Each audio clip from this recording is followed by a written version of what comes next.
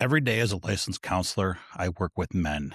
I work with men who need help. They know they need help, but this isn't the norm. Unfortunately, with today's society, we need to figure out how we can change the narrative, how we can change the context. In today's society, we need to figure out how we can redefine what it looks like to be a man, what it means to be a man in 2026 and beyond. What does it mean to have masculinity in today's age and what that means for our mental health? There are so many people out there that are so quiet right now, and it's killing them. It's eating them up inside. Their struggle is in silence because they don't want to tell anybody, and they don't know how to tell anybody, or they don't even know what to tell or who to tell. That's the problem, and that's why it's just eating all of us men up inside. And I really want to bring this up today because it is June, and it is Men's Mental Health Month, and we need to realize that it is okay to ask for help. It is okay not to be okay. It is okay that you need to be vulnerable. It is okay to be vulnerable. Vulnerability breeds vulnerability. Vulnerability is strength. Vulnerability is not a weakness. And we need to redefine that in today's society so that all men can understand that it is okay to ask for help. Think about the staggering stats, and I've talked about this before in a different podcast. 75 to 80% of suicides are men. That is insane when you think about that. It's over 500,000 men a year that are committing suicide because they don't know how to communicate, or they are too afraid to communicate, or they don't think that they can communicate because that's the stigma that is out there today. The hardest call my clients have ever made is to me. The hardest call that they have ever made is admitting that they need help, whether it's in their relationship, whether it's in their career, whether it is in life. That is the hardest call that they have to make because they don't want to admit that they're vulnerable. They don't want to admit that there's something wrong because they think it's a weakness, and it's not. There's so much stigma out there today that we're going to be judged, and that real men don't need therapy, and that it's a weakness and it's a sign of failure, and that we should just figure it out. Or as the old John Wayne is, we need to toughen up and we just need to get on our horse and ride off in the sunset. And real men, don't cry. And that's a bunch of bullshit. Some of the toughest men I know cry. Why? Because it's an expression. It's an emotion. It shows that we're human. That's okay. We need to shift the silence to opportunity so that men know that they can grow and share. We need to share with other men. We need to share our stories with other individuals so that people know that it is okay to talk. It is okay to seek help, and it is okay to get the help that they need. Some of my men's groups, they love it. They come in, they talk with individuals, they're able to express their own opinions, they're express their own voices, and they realize that they're not alone. We have a divorce group just for men that can talk to other men to realize that the same shit that they're going through is everybody else in the room has either gone through it or is about to go through it or is in the middle of going through it. Men's groups show that they're not alone. I have other men's groups that are just men of all ages, and they just talk about men's stuff and realize that they're not alone, that they realize that it's okay to share, and that when they leave that room, it's a weight lifted off their shoulders. They're no longer having to feel weak or understand that they have to suffer in silence. They can share without fear of judgment, and they need to be able to do that with their families. So many men that I talk to are afraid that their family is going to look at them different if they talk about going to counseling. And if they tell their kids that they're going to counseling, that their kids are going to judge them differently, or they're going to think that it's weak. A lot of men even think that if they tell their friends that they're going to wonder what's wrong with them or why they have to seek counseling. But at the end of the day, as men, we need to talk about it. We need to talk about going to counseling. We need to talk about the help that we're getting, and we need to talk about the benefits and how it has helped us grow, how it has helped us in our careers, how it has helped us in our relationships, and so on and so forth. We need to get rid of the stigma. So I said it earlier, vulnerability breeds vulnerability. And why? And what do I mean by that? Is if I'm vulnerable enough to tell somebody that I went to counseling, I hope that will help others go to counseling. When I am sitting with other individuals and I say, hey, I'm a counselor, they'll pause and they'll go, I went to counseling. I think it was the greatest thing I ever did.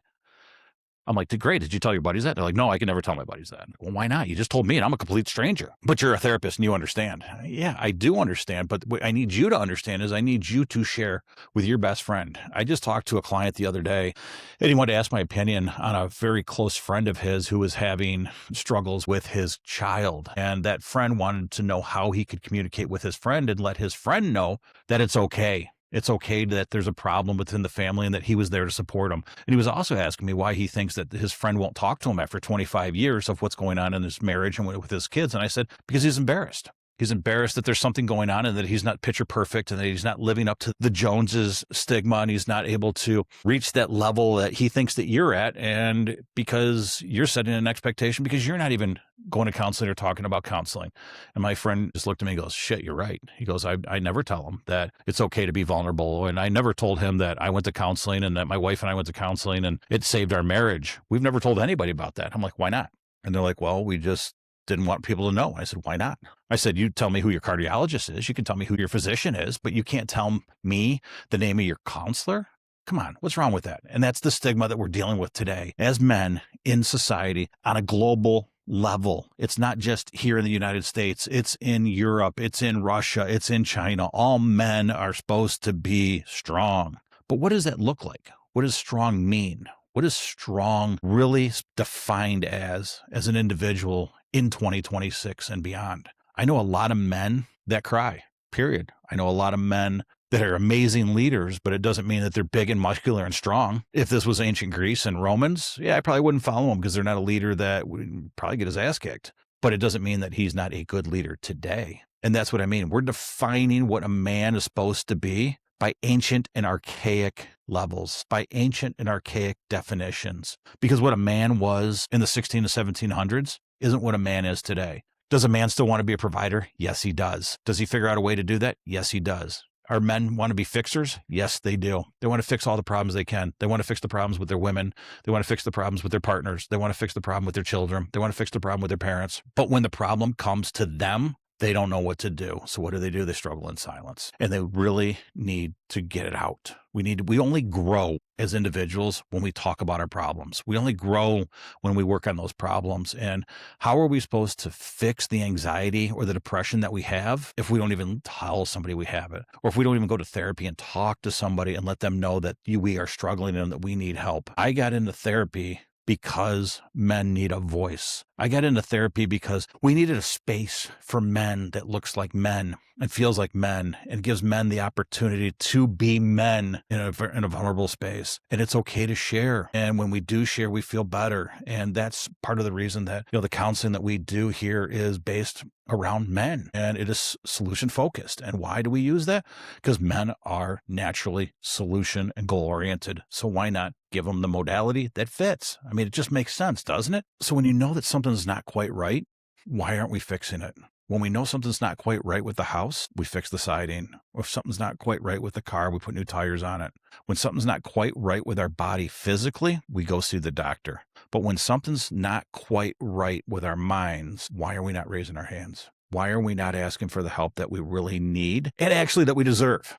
Why don't men deserve to get the help that they need? Why can't men, or why don't they deserve to go get the opportunities to heal themselves in a positive manner? Every one of the men that walk into my office, when they sit down in front of me, so many of them look at me and go, now what? What do I do? How does this work? What's the process? And they tell me maybe they shouldn't be here. Maybe this will be the last session. And then we start putting the work in and we start getting through it. And I'm going to tell you what, I had a client even today who said, I look forward to coming to my sessions each week. And I said, why is that? And he says, because I can get so much off my chest that I can't tell my wife about, that I can't talk to my kids about, and I can't talk to my friends about because God forbid.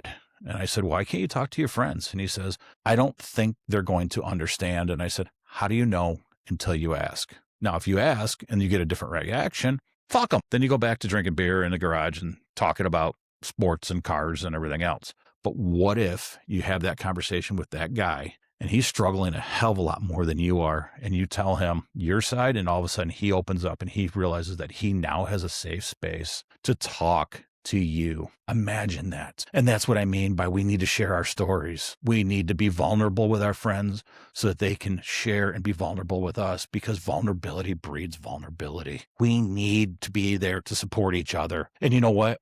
If your partner doesn't understand and they view you different, then they're not the right partner for you. Because what's the vow? Till sickness and health, till death do us part. And I know a lot of people don't believe in that or what have you, but Those who do, your partner's going to be there for you. Your partner is not going to view you any less. Your partner is not going to want to see you struggle any more than you have to. And if they do, and they throw it back in your face and they want to stunt your personal growth, then you need to wave goodbye, because at the end of the day, you need to focus on yourself, especially when you've got that anxiety and that depression. You need to focus on yourself and getting the right help. And you need to focus on yourself in the healing process, because I'm going to tell you what, when you do, and you get to that other side, that healing and that feeling is fucking good. It is amazing. It is like, I don't even know how to explain it, man. It's jumping into a pool and coming out on the other side with a Corona. There's just so many ways to explain it, but it's to wake up knowing that you feel better than you did yesterday is nothing but positive. If you want to discuss this video more, comment below.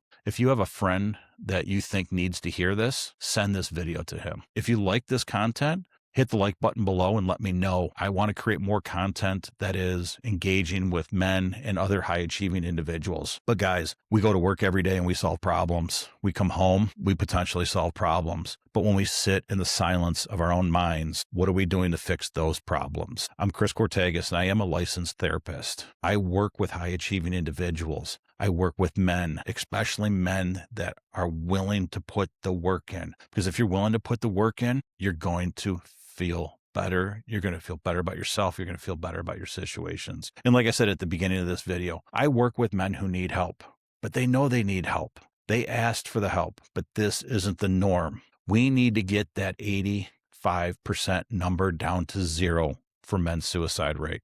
And it's going to start with each one of us letting other men know that it's okay. Because the men that need help are your sons, are your fathers, are your uncles, are your neighbors, are your brothers. What would you do if you lost one of those individuals? What would you do if you lost one of those individuals and know that you could have spoken up and helped them?